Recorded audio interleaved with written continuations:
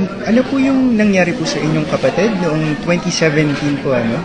Apo, si Efrain po, nag-disappear po siya nung September 2019.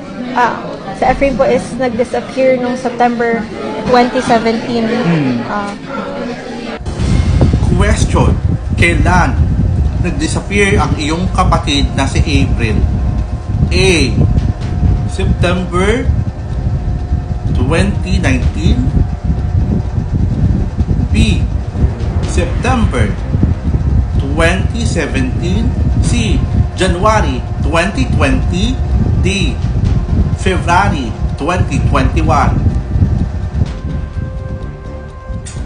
January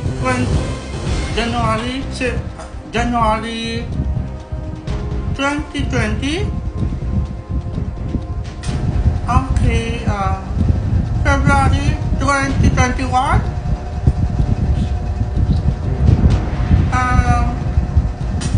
September 2017. Is that your final answer? Sure na.